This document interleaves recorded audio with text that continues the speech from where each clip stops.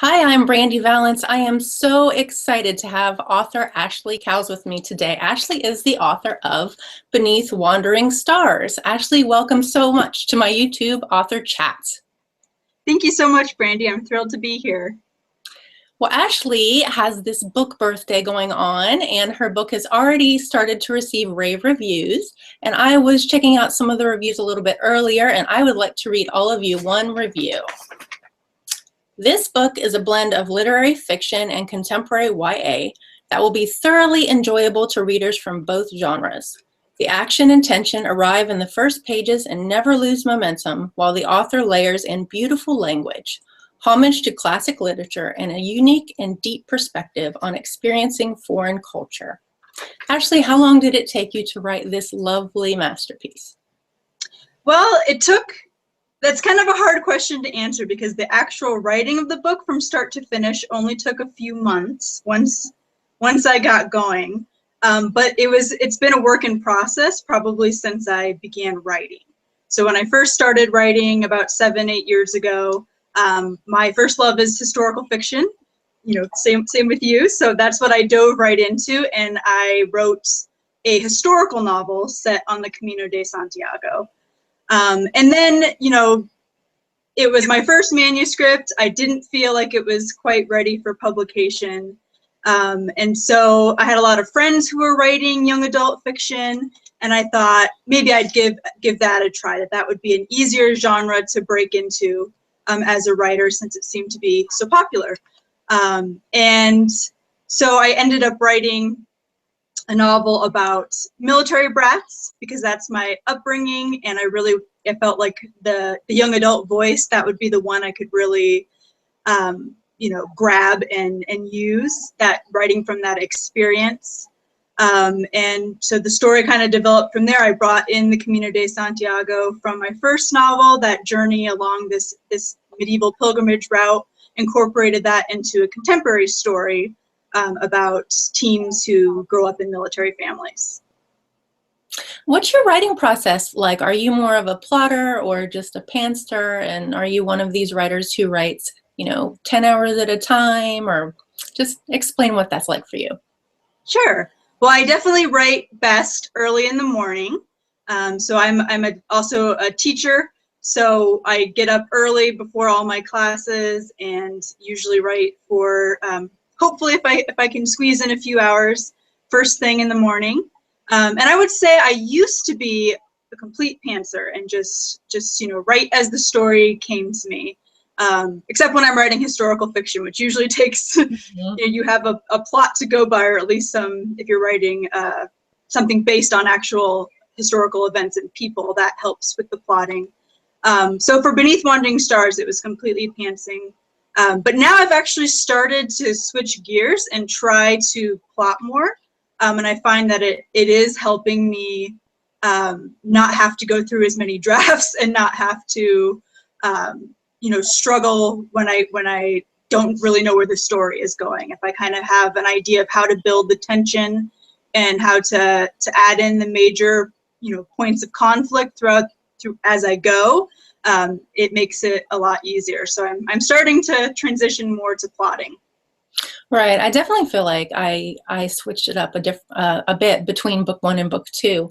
And with writing historical, I think I'm about half and half, because there are so many things that you have to sort out and just research that we definitely have to have that going on. So super fun. Yeah. I love doing historical, and I love it that your book has so many different aspects with the medieval pilgrimage and just all the different locations. But right now, let's talk a little bit about your characters. Great. Well, the story is about, the main character her name is Gabriela Santiago, or just Gabby. And she's 17 years old, and she is living on a military installation, an army base, army post in Germany. And she's not really happy to be there because she has to move there her senior year and leave all of her friends behind in the US. And so that's, you know, the main context setting at the beginning of the story.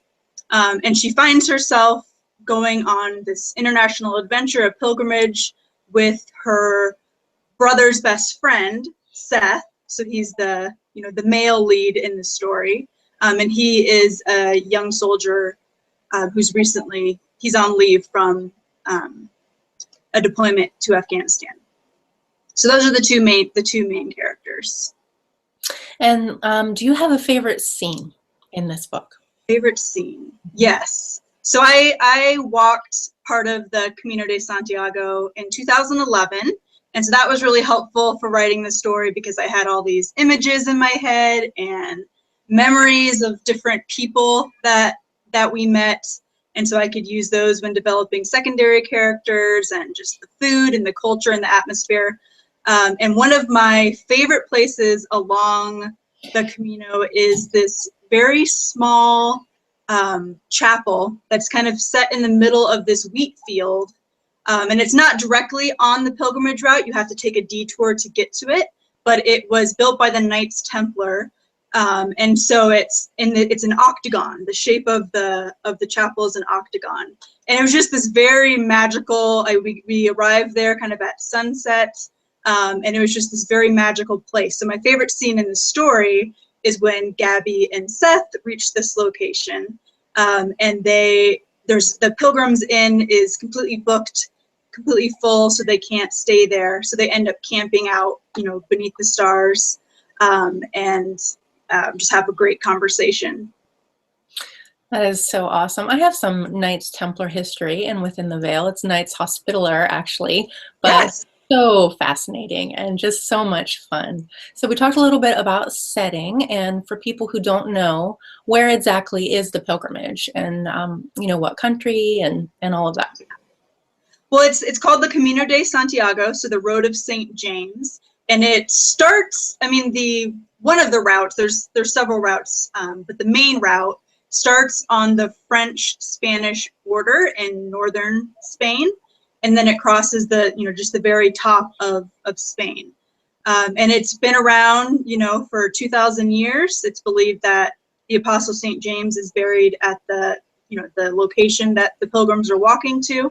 And what's really interesting about it is it went through kind of a period of decline where, after the Middle Ages, there really weren't many people walking it. But today, thousands of people walk this route. And they're walking it for many different reasons, and it's just really interesting that it's a very popular thing in Europe, and it's been a popular trek for quite a few years, but it's starting to become more well known in the United States. Everywhere I go, I seem to meet people who say, "Oh, I walked the Camino last year," or my mother-in-law just walked it, or so it's just an interesting historical, cultural route in Spain. That is so interesting, and I hadn't actually heard of it until your story. So I think that's absolutely fascinating. Well, Ashlee is a beautifully atmospheric writer. I love to read her works, and you are going to really feel her writing. And I would like to know, Ashlee, if you feel that any books or writers inspired you to write in this certain way. I definitely think the way I write has been influenced by just kind of growing up reading a lot of, what's called the classics, and then being a literature teacher, I'm immersed in a lot of that writing style. I love, the Victorian writers. I love Charles Dickens. I remember in high school, one of the books that really, one of the first classics that I read and was just really blown away by the writing style was or just actually the atmosphere. It wasn't necessarily the style, but it was the sense of atmosphere, was Rebecca, Daphne du Maurier. And so, I think it's a lot of just reading and absorbing the classics where the setting is almost a character. And, sometimes we have a little less tolerance for a lot of lengthy descriptions today, but I really love when, the atmosphere reflects what the characters are experiencing, and where it really just feels alive and like you're immersed in a completely different world. I feel the absolute same way, and I feel like I've also been inspired by the classics and all the different, Victorian Gothic ideas and all of that are so much fun. And I definitely do try to make my settings a character as well. And I feel that when I read your works that it's the same for you. So something that I will always enjoy. Well, besides being an author, Ashlee is also a literature and philosophy professor, and she has a graduate degree in medieval history and theological ethics. She has also lived all around the world, which I absolutely love love about her. She's such a kindred spirit in that regard. And one of the places that she has lived is in Scotland. And since my latest book takes place in Scotland, I just like to know, Ashlee, what were some of your highlights while you lived there? And maybe we could talk a little bit about Edinburgh as well. Yeah. Well, first, I just want to say that I adored Within the Veil, and it just brought me back to Scotland. And I love how you are also an atmospheric writer, and I really just felt like I was back in Scotland. So I was able to live there for a year with my husband. I was pursuing a graduate program in St. Andrews, which is a beautiful city, about an hour north of Edinburgh on the coast. Also a pilgrimage destination. There's, I think, the oldest cathedral in Scotland, and it's now a ruin, but it's just another beautiful atmospheric location.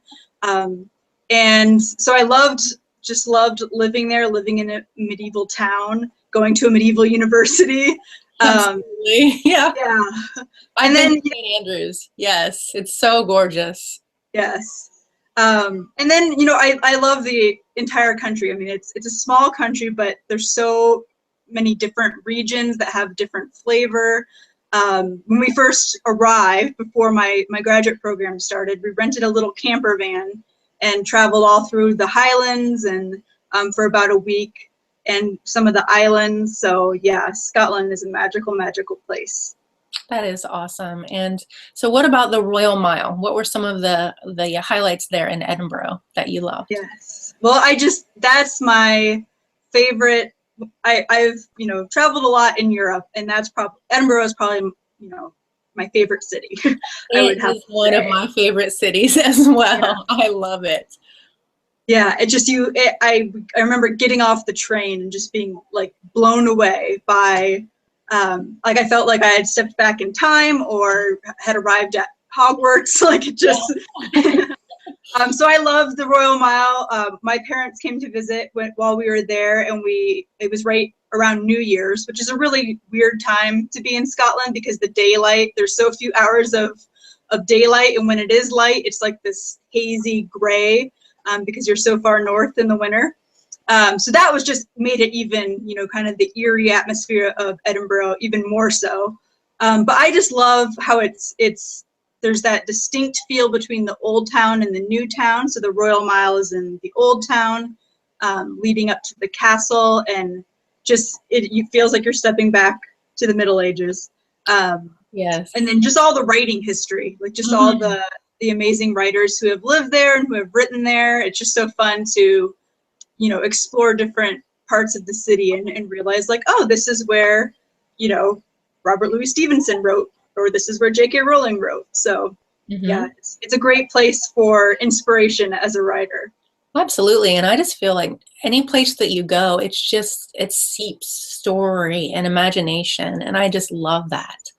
And I just adore being in historical locations anyhow. So if anyone in the audience has not been there, and if you plan on traveling, you need to go to Edinburgh.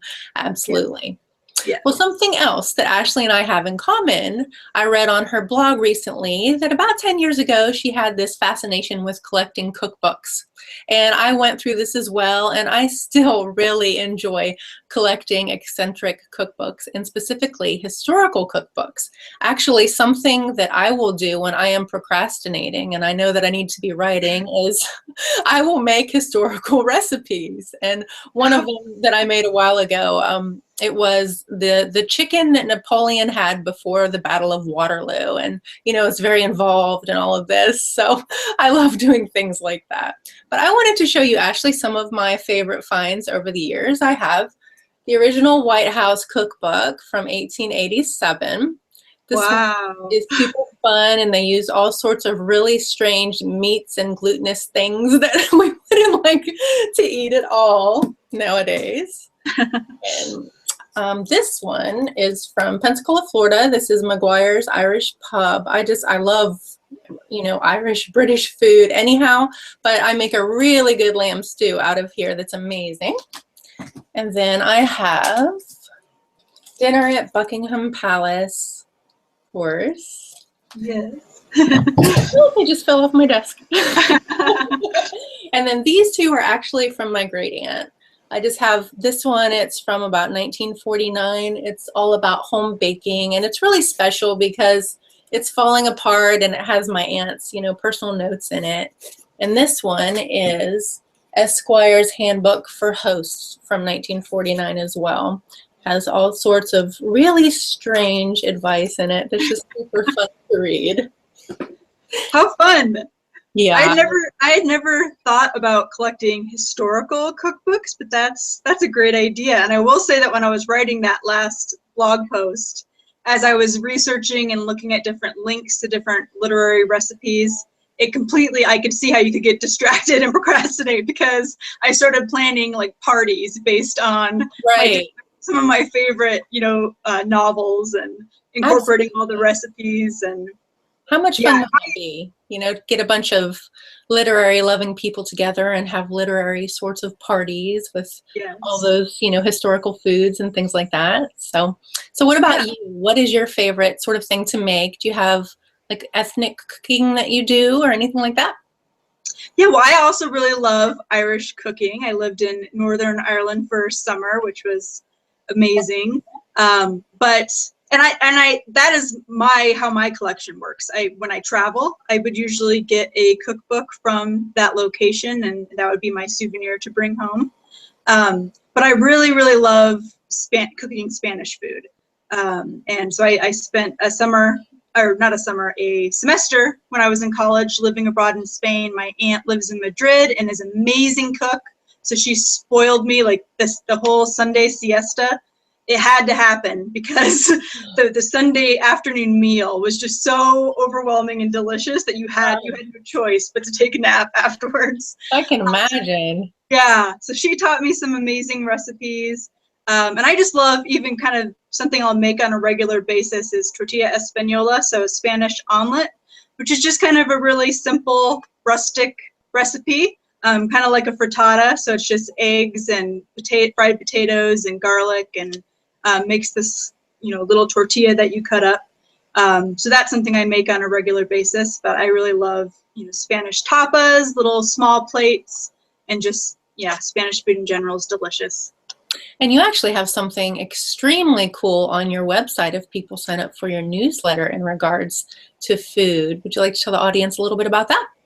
Sure. So as I was really surprised when writing Beneath Wandering Stars, how much food worked its way into the story, because I didn't plan on that. Like, it wasn't like I set out to incorporate Spain's cuisine, but it just kind of happened because I realized as they were, walking the route and in certain locations that there would be a certain recipe that would be popular in that town or in that region.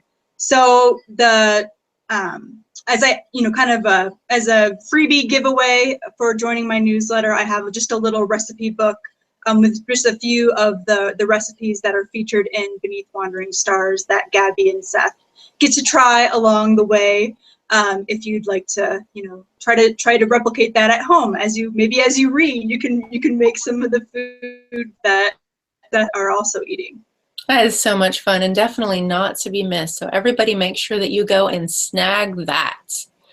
So Ashlee, let's talk a little bit about your interest in medieval history and what got you started on down that road. I think if I try to trace back, to what about the Middle Ages really drew me to it, it's probably just kind of a love of fairy tales and chivalry growing up. Just, some of those classic fairy tale type stories that have kind of that medieval setting or feel about them. But then, living overseas in Europe definitely helped. In high school, I lived in Germany for 3 years. My prom was in a castle. Oh my goodness. So that, I think, just leaves a mark on your imagination. Absolutely. And I think just, I was a history major in college and then ended up focusing on medieval history in graduate school. for a variety of different reasons, probably from some of that earlier impact on my imagination. But just the more I researched it, the more I just felt like the Middle Ages had got a really bad rap. You know, we think of it as like the Dark Ages, where the only thing going on is people, you know, constant warfare and the plague and all these people being burned at the stake, all these horrible things. But then I also, you know, realized that there was a lot of amazing art and philosophy going on at the time, and so I always kind of like to, you know, highlight some of the positive things about the Middle Ages and just the preservation of culture that occurred during that time, because it wasn't all just darkness and disease. Not just oppression and lack of reading. Yes, exactly. Do you have a favorite castle that you visited? Oh, let's see. That's a tough one. What is the one, I'm blanking on the name, the one that's in Scotland on the way to the Isle of Skye? It's probably the most famous photographed castle in Scotland. I can't remember the name, but just the setting is beautiful. Is it Balmoral, or I'm probably way off? I feel like it starts with a K, but I can't remember it. Well, in Scotland, there is an amazing castle that Ashlee had an amazing day at. Yes, somewhere. Yeah. And if you just Google castle in Scotland, it'll probably be the first one because it is the most photographed castle. Oh, I know what you're talking about. It's the one that's right there on a lock. Yes. And it's exactly where the Highlander movies, like one of them was filmed there. Yeah, I'm pretty sure almost every movie set in Scotland incorporates that castle in some way. I have also been there, and it is a really amazing place. Yeah. But Edinburgh Castle is amazing, the inside to explore. Stirling Castle in Scotland I really love. I'm a big Mary Queen of Scots. I love researching her and that time period. So that's where she was born, and they recreated some of the rooms to kind of reflect the furniture style and the draperies, and it's beautiful. It's gorgeous inside. So yeah, I love Stirling Castle as well. The first castle that I was ever in was actually in Budapest, and it was up on the hill, and I think it's called Fisherman something or the other, but it's actually a Victorian built as in like the neo-Gothic style. So that was a total amazing experience for me. That was probably when I was around 15 was the first castle that I saw. Yeah. Well, please tell the audience, what is next for you? What are you working on now? Well, I'm finishing up the edits for another young adult novel. And it's a retelling of Dante's Divine Comedy. So it's a contemporary story, but has kind of a magical realism feel to it. And it's based on that medieval work of literature. And then I also have a young adult contemporary and historical novel. There's two storylines. One is set in the present day, and the other is set in 1912 on the Titanic.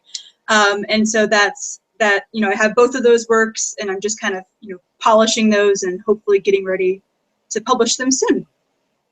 Well, everyone, be sure to visit Ashlee's website and follow her on Facebook and Twitter, and definitely make sure that you read Beneath Wandering Stars. You will not be sorry. Ashlee, thanks so much for chatting with me today. Thanks so much, Brandy. I really enjoyed it. Bye-bye. Bye.